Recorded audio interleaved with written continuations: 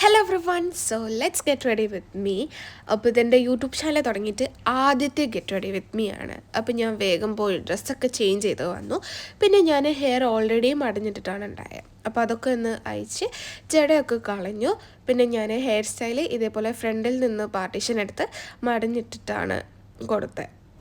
അപ്പോൾ വീഡിയോയിൽ കണ്ടാൽ മനസ്സിലാവും. അപ്പോൾ ഞാൻ ആ രണ്ട് സൈഡും മടഞ്ഞിട്ട് പിന്നെ ബാക്കിൽ അടിയിലേ കൂടെ ഇതേപോലെ റബ്ബർ ബാൻഡ് വെച്ച് സെക്യൂർ ചെയ്ത് കൊടുത്തു. ബാക്കിയുള്ള ഹെയർ ഓപ്പൺ ആയിട്ടും ഇട്ടു.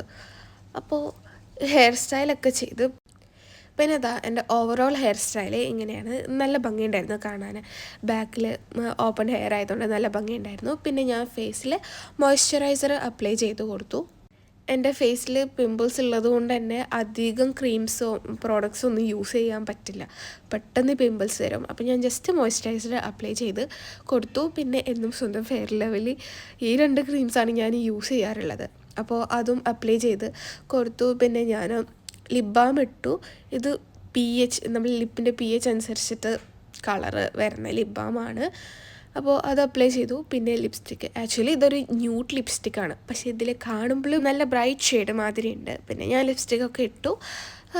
കണ്ണെഴുതി, ഐലൈനർ വെച്ച് കണ്ണെഴുതി. എനിക്ക് ഇങ്ങനെ കണ്ണെഴുതാൻ നല്ല ബുദ്ധിമുട്ടായിരുന്നു, കൊളായിപ്പോയി. പിന്നെ ഞാൻ ലാസ്റ്റ് വലിയ മിററിൽ തന്നെ പോയി കണ്ണെഴുതി വന്നു. പിന്നെ ഇതാ ഞാൻ ഇതിൻ്റെ കൂടെ ഒരു വൈറ്റ് ഇയറിംഗ് ആണ് ഇടുന്നത്.